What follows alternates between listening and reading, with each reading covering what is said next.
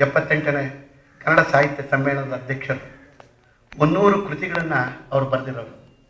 ಕರ್ನಾಟಕದ ಯಾವುದೇ ಪ್ರಶಸ್ತಿ ಯಾರಿಗೆ ಬಂದಿಲ್ಲ ಅಂದರೆ ಬಂದಿದೆ ಅಂತ ಹೇಳೋದ್ರಲ್ಲಿ CPK ಅವರು. ಅದರ ಪ್ರಧಾನ ಗುರುದತ್ತರು ಯಾವುದೇ ಪ್ರಶಸ್ತಿ ಕೊಟ್ಟರೆ ಆ ಸಮಾರಂಭಗಳಿಂದ ಗಾವದ ದೂರ. ಅಂತಹ ವ್ಯಕ್ತಿ ಅವರು ನಮ್ಮ ಗುಬ್ಬಿಯನ್ನು ಕುರಿತು ಹೇಳ್ತಾರೆ, ಅಲ್ಸರೆ ಇದು ಗುಬ್ಬಿ ಅಲ್ಲ, ಇದು ಗರುಡ ಅಂತ ಹೇಳಿ. ಗರುಡ ಕೃಷ್ಣನಿಗೆ ಪ್ರಿಯವಾದದ್ದು. ಪೂಜ್ಯ ಸ್ವಾಮೀಜಿಯವರು ಶ್ರೀಕೃಷ್ಣನ ಪ್ರತಿರೂಪ ಅಂತ ಹೇಳಿ ಅವರು ಪ್ರಸಿದ್ಧರು. ಸುಮಾರು 20 ವರ್ಷಗಳಿಂದ ಸ್ವಾಮೀಜಿಯವರ ದಿವ್ಯ ಸನ್ನಿಧಾನದಲ್ಲಿ ಈ ಎಡೆನೂರಿನ ಮಠದ ಪ್ರಸಾದವನ್ನು ಸ್ವೀಕರಿಸಿ ನಿಮ್ಮ ಮುಂದೆ ನಿಂತು ಮಾತನಾಡುವ ಒಂದು ಶಕ್ತಿ, ಧೈರ್ಯ, ಶ್ರೀಮಂತಿಕೆಯನ್ನು ಪಡೆದುಕೊಂಡಿದ್ದರು. ಹಾಗೆ ಪ್ರೀತಿ ಪಾತ್ರರು ಪಾಣಿಯವರು. ಈ ಧಾರ್ಮಿಕ ಕ್ಷೇತ್ರದಲ್ಲಿ ನನಗೆ ಭಯ, ಪಾಣಿಯವರನ್ನು ಕಂಡ್ರೆ ಯಾವತ್ತೂ ಅವರು ಸ್ವಾಮೀಜಿಗಳಾಗ್ಬಿಡ್ತಾರೋ ಅಂತೇಳಿ. ಯಾಕೆ ಅಂದರೆ ಅವರು ಅಷ್ಟು ಮಠದ ಬಗ್ಗೆ, ಸ್ವಾಮಿಗಳ ಬಗ್ಗೆ, ಧಾರ್ಮಿಕ ಕ್ಷೇತ್ರದ ಬಗ್ಗೆ ಪವಿತ್ರವಾದ ಭಾವನೆ ಉಳ್ಳವರು. ಆ ವ್ಯಕ್ತಿನೂ ಹೇಳ್ತಾರೆ, ಅವರು ಇವತ್ತಿನ ದಿವಸ ಹೈದರಾಬಾದಿಂದ ಬೆಂಗಳೂರಿಗೆ ಬಂದು ಬೆಂಗಳೂರಿಂದ ಬೆಳಗಿನ ಜಾವ 4 ಗಂಟೆಗೆ ಬಂದು ಈ ಸಮಾರಂಭಕ್ಕೆ ಬಂದಿದ್ದಾರೆ. ಈಗ ತಿರ್ಗ ಮತ್ತೆ ತೆರಳುತ್ತಾ ಇದ್ದಾರೆ. ಯಾಕೆಂದರೆ ಸ್ವಾಮೀಜಿಯವರ ಸನ್ನಿಧಾನದಲ್ಲಿ ನಡೆಯೋದು. ಹಾಗಾಗಿ ಕೃತಿ ಬಗ್ಗೆ ನಾನು ಮಾತನಾಡಬೇಕಾದ್ದೆಲ್ಲವನ್ನೂ ತಮ್ಮೆಲ್ಲರ ಗಮನಕ್ಕೆ ಇಲ್ಲಿ ಚುಟುಕು ನುಡಿ ಸುಮಮಾಲೆ ಅಂತ ಹೇಳಿ ನಾನು ನಿವೇದಿಸಿಕೊಂಡಿದ್ದೇನೆ. ಈ ಪ್ರಾರಂಭದಲ್ಲಿ ನಂಬಿದರೆ ಎಡನೀರು, ನಂಬದರೆ ನಡೆನೀರು. ಯಾವುದೇ ವ್ಯಕ್ತಿ ಈ ನಂಬಿಕೆಯ ಆಧಾರದ ಮೇಲೆ ಈ ಜಗತ್ತಿನಲ್ಲಿ ಮೈಸೂರಿನ medical college, Mandya medical college, Tumakuru medical ಕಾಲೇಜಿನ ಸ್ಥಾಪಕ ಪ್ರಾಚಾರ್ಯರಾಗಿ ಚಿತ್ರದುರ್ಗಕ್ಕೆ ಹೆಸರು ತಂದವರು, ಲಕ್ಷಾಂತರ ಜನ MBBS, MD, FRCS ವಿದೇಶಗಳಲ್ಲಿ ಅವರು ವೃತ್ತಿ ಮಾಡುವಂತಹ ಒಂದು ತರಬೇತಿಯನ್ನು ಕೊಟ್ಟಿರ್ತಕ್ಕಂಥ ಮಾನ್ಯ ಮಂಜುನಾಥ್ ಇದ್ದಾರೆ. ದಯವಿಟ್ಟು ನಿಂತ್ಕೊಳ್ಳಿ. ಚಿದಾನಂದ ಅವರು ಹೇಳಿದ್ರು, ಅರ್ಸರೆ ಇವತ್ತು ನಾನು ತಮಿಳುನಾಡಿನ ಶ್ರೀಮಂಗಲದಿಂದ ನಾನು ಬಿಟ್ಟು ಬರ್ತೀನಿ. ಯಾಕೆ ಅಂದರೆ ಈ ಗುಬ್ಬಿಯ ಪ್ರಭಾವ ಎಲ್ಲ ಕಡೆ ಪುಷ್ಪಾರ್ಚನೆ ಆಗ್ತದೆ, ಇಲ್ಲಿ ಚುಟುಕು ಪುಷ್ಪಾರ್ಚನೆ ಆಗ್ತದೆ. ನಾನು ನಿಮಗೆ ಪ್ರವೇಶ ಇಲ್ಲ ಸ್ವಾಮಿ. ವೈದ್ಯರುಗಳಿಗೆ ನಾವೆಲ್ಲ ಪೂಜ್ಯ ಸ್ವಾಮೀಜಿಯವರಿಂದ ಆರೋಗ್ಯ ಪಡೆದಿರೋಂಥ ಜನ, ವೈದ್ಯರುಗಳು ಬಂದರೆ ಇಲ್ಲದ ಕಾಯಿಲೆಗಳು ಬರ್ತವೆ ಅನ್ನೋ ಭಯ ಇದೆ. ನಾನು ವೈದ್ಯನಾಗಿ ಬರಲ್ಲ, ಸ್ವಾಮಿಗಳಿಗೆ ಪುಷ್ಪಾರ್ಚನೆ ಮಾಡುವಂಥ ವಿಧಾನ ನೋಡಲಿಕ್ಕೆ ಬರ್ತೀನಿ ಅಂತೇಳಿ ಅಲ್ಲಿಂದ ಬಂದಿದ್ದಾರೆ. ಹೀಗೆ ನಾಡಿನ ಹಲವಾರು ಕ್ಷೇತ್ರಗಳಿಂದ, ಉಡುಪಿಯ ಶ್ರೀಕೃಷ್ಣ ಸನ್ನಿಧಾನದಿಂದ ತಾರಾಚಾರ್ಯ ಬಂದಿದ್ದಾರೆ. ಕನಕ ದರ್ಶನ ಮಾಡುವುದರಲ್ಲಿ ಅವರು ಪ್ರಸಿದ್ಧರು. ಸುಮಾರು 500 ಕಾರ್ಯಕ್ರಮಗಳಿಂದ ನಡೆದ ಚೆಂಡೆ ಮದ್ದಾಳೆಗಳಿಂದ. ಇಲ್ಲಿ ಮೂಲ ಸಿದ್ಧಾಂತ ಅಂದರೆ ನಂಬಿಕೆ. ನಂಬಿದರೆ ಎಡನೀರು, ನಂಬದರೆ ನಡೆನೀರು. ಇದು ಈ ಕ್ಷೇತ್ರಕ್ಕೆ ಮಾತ್ರ ಅಲ್ಲ, ಸಾರ್ವಜನಿಕದ ಯಾವುದೇ ಕ್ಷೇತ್ರಕ್ಕೆ ನೋಡಿ.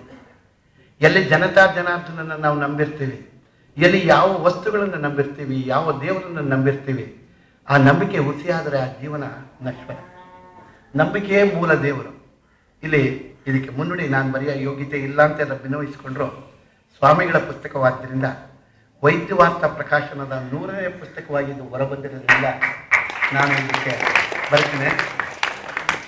ಇಲ್ಲಿ ಒಂದು ಮಾತು ಹೇಳಿ ನಾನು ಮಾತುಗಳನ್ನು ಮುಕ್ತಾಯಗೊಳಿಸ್ತೇನೆ. ಇಲ್ಲಿನ ಒಂದೊಂದು ಚುಚುಗಳು ಹರ್ಷವನ್ನುಂಟು ಮಾಡುತ್ತಾ ಮುದಗೊಳಿಸುತ್ತದೆ. ಪದಗಳು ಧ್ವನಿಪೂರ್ಣವಾಗಿವೆ. ಅಪೂರ್ವವಾದ ಪದಗಳ ಜೋಡಣೆ ವಿಸ್ಮಯವನ್ನು ಉಂಟು ಮಾಡುತ್ತದೆ. ಸವಿಗಾರಿಕೆ, ಸರಸತೆ, ಸೌಂದರ್ಯ ಪ್ರತಿಮೆಗಳು ಅದ್ಭುತವಾಗಿ ಕೊಂಗಳಿಸುತ್ತದೆ. ಈ ಹಸಿವು, ದೈವಿಕ ಹಸಿವು, ಆರ್ಥಿಕ ಹಸಿವು ನಮ್ಮನ್ನು ಮನುಷ್ಯನಾಗಿ ಮಾಡುವುದರಲ್ಲಿ ವಿಫಲವಾಗಿವೆ. ಭಕ್ತಿಯ ರೂಪ ಬಂದಲ್ಲಿ ನಾವು ಯಾವ ವಿಧವಾದ ಹಸಿವನ್ನು ಸಹ ಹಿಂಗಿಸಿಕೊಳ್ಳಬಹುದು. ಭಕ್ತಿಯ ಮುಂದೆ ಕನಕದಾಸನ ಒಂದು ಸರಳತೆ. ಶ್ರೀಕೃಷ್ಣ ಕುಚೇಲನ ಮನೆಗೆ ಬರಬೇಕಾದರೆ ಕುಬ್ಜನಾಗಿ ಬರ್ತಾನೆ. ಅವನ ಹೆಂಡತಿ ಹೇಳ್ತಾಳೆ, ಒಂದು ಇಡೀ ಅವಲಕ್ಕಿ ಮನೆಯೆಲ್ಲ ಹುಡುಕಿದ್ರೆ ಸಿಗೋದಿಲ್ಲ, ಅವಲಕ್ಕಿ ತೊಗೊಂಡೋಗು ಅಂತೇಳಿ. ಕುಚೇಲ ಅತ್ಯಂತ ಕುಬ್ಜನಾಗಿ ಬರ್ತಾನೆ ಗೆಳೆಯನ್ ನೋಡ್ಲಿಕ್ಕೆ, ಇಂಥ ಮಹಾಪುರುಷನ ಹತ್ರಕ್ಕೆ ಬರಲಿಕ್ಕೆ ಅಂತೇಳಿ. ಬದಲಾವಣೆ ಏನಾಯ್ತು ಅಂತ ನಿಮಗೆ ಗೊತ್ತು. ಇಲ್ಲಿ ನಂಬಿಕೆಯೇ ಮೂಲ. ಎಡನೀರು ನಮ್ಮ ಕೇರಳ ಸರ್ಕಾರದ ಯಕ್ಷಗಾನ ಅಕಾಡೆಮಿ ಅಧ್ಯಕ್ಷರಾದ ಪ್ರೀತಿಯ ಸಹೋದರ ಅಂತಲ್ಲ, ಒಂದು ಅದ್ಭುತವಾದ ಶಕ್ತಿ ಇರ್ತಕ್ಕಂಥ ಸಂಘಟನೆಯ ರೂಪವಾಗಿ ಕೇರಳ ಸರ್ಕಾರ ಒಬ್ಬ ಕನ್ನಡಿಗನ್ನ ಕೇರಳ ಯಕ್ಷಗಾನ ಅಕಾಡೆಮಿಗೆ ಅಧ್ಯಕ್ಷರನ್ನಾಗಿ ಮಾಡಿರ್ತಕ್ಕಂಥ ಒಂದು ಅಪರೂಪವಾದ ಪ್ರಸಂಗ. ಈ ವ್ಯಕ್ತಿ ಈ ಪುಸ್ತಕಕ್ಕೆ ಬ್ಲಡ್ ಬರಿತಾ ಹೇಳ್ತಾರೆ, ಮೌಲ್ಯಯುತವಾಗಿ ಪಠನೆಗೆ ಯೋಗ್ಯವಾಗಿರುವ ಈ ಕೃತಿಗೆ ಮತ್ತಷ್ಟು ಮೌಲ್ಯವನ್ನು ವೃದ್ಧಿಸುವಂತೆ ಮಾಡುವಲ್ಲಿ ಕೈಗಾಲ ಶ್ರೀಮತಿ ಭಾರತಿ ಭಟ್, ಶ್ರೀಮತಿ ರಮಾ ರಮೇಶ್ ಮತ್ತು ಕರ್ನಾಟಕ ಸರ್ಕಾರದ ಅರಸು ಪ್ರಶಸ್ತಿ ಪುರಸ್ಕೃತರು. ಒಟ್ಟಾಗಿ ಸರ್ವಾಂಗ ಸುಂದರವಾಗಿ ಮೂಡಿಬಂದಿರುವ ಈ ಕೃತಿಗೆ ಬೆನ್ನುಡಿ ಬರೆಯಲು ಸಂತಸವಾಗುವುದರ ಜೊತೆಗೆ ರಮೇಶ್ ಅವರಿಗೆ ಕೇಶವನ ರಕ್ಷೆ ಕ್ಲಿಷ್ಟತೆಗಳನ್ನು ಬೀರುವಲ್ಲಿ ಮತ್ತಷ್ಟು ಕೃತಿಗಳು ಬೆಳಕು ಕಾಣಲಿ, ಅವರ ಭವಿಷ್ಯ ಮಂಗಳವಾಗಲಿ ಎಂದು ಹಾರೈಸುತ್ತಾರೆ. ಈ ಗುಬ್ಬಿ ರಮೇಶ ಗರುಡನಾಗಿ ಪರಿವರ್ತನಾಗಿದ್ದಾನೆ.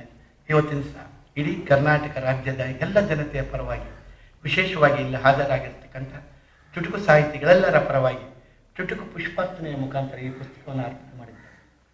ಮಂಜುನಾಥ್ ನಮ್ಮ ಅಧ್ಯಕ್ಷರ ಮುಖಾಂತರ ನಾನು ಸ್ವಾಮೀಜಿಯವರನ್ನು ಪ್ರಾರ್ಥನೆ ಮಾಡ್ತಿದ್ದೆ, ತಾವು ಶತಾಯುಷಿಗಳಾಗಬೇಕು. ಮುಂದಿನ ವರ್ಷ ಇದಕ್ಕಿಂತ ವ್ಯವಸ್ಥಿತವಾಗಿ ಅಂತಾರಾಜ್ಯ ದ್ವಿತೀಯ ಚುಟುಕು ಸಮ್ಮೇಳನ ನಡೆಸಲಿಕ್ಕೆ ಅವಕಾಶ ಕೊಡಬೇಕು ಅಂತ ಹೇಳಿ ಪ್ರಾರ್ಥನೆ ಮಾಡ್ತಾರೆ. ಈಗ ಆಗಿರ್ತಕ್ಕಂಥ ಲೋಪಗಳೆಲ್ಲವನ್ನೂ ಸರಿಪಡಿಸಿಕೊಂಡು ಇದಕ್ಕೆ ದ್ವಿಗುಣವಾಗಿ 200 ಜನಗಳನ್ನು ಸೇರಿಸುವಂತಹ ನಮ್ಮ ಮಂಜುನಾಥ್ ಅವರ ಸಾರಥ್ಯದಲ್ಲಿ ಮಾಡ್ತೀನಿ. ನಮ್ಮ ಗುರುತವರು ಅಥವಾ ನಮ್ಮ ಪಾಣಿ ಇವರೆಲ್ಲ ಸಮ್ಮುಖದಲ್ಲಿ ವಿಶೇಷವಾಗಿ ತಾವು ಇವತ್ತು ಯಾರು ಬಂದಿದ್ದೀರಾ ತಮ್ಮೆಲ್ಲರ ಜೊತೆಗೆ ಇನ್ನೊಬ್ಬ ವ್ಯಕ್ತಿ ಚುಟುಕು ಸಾಹಿತಿಗಳನ್ನು ಸೇರಿಸಿ ಇದೇ ಜಾಗದಲ್ಲಿ ಮುಂದಿನ ವರ್ಷ 2ನೇ ಅಂತಾರಾಜ್ಯ ಚುಟುಕು ಕವಿಗೋಷ್ಠಿ ಮಾಡಲಿಕ್ಕೆ ಅನುಮತಿ ದಯಪಾಲಿಸಬೇಕು. ಇಷ್ಟು ಅವಕಾಶ ಕೊಟ್ಟಿದ್ದಕ್ಕೆ ತಮ್ಮೆಲ್ಲರ ಪರವಾಗಿ ಸ್ವಾಮಿಗಳವರಿಗೆ ನಾನು ಭಗವಾನ್ ಕೃಷ್ಣನಲ್ಲಿ ಪ್ರಾರ್ಥನೆ ಮಾಡ್ಕೊಳ್ತೇನೆ.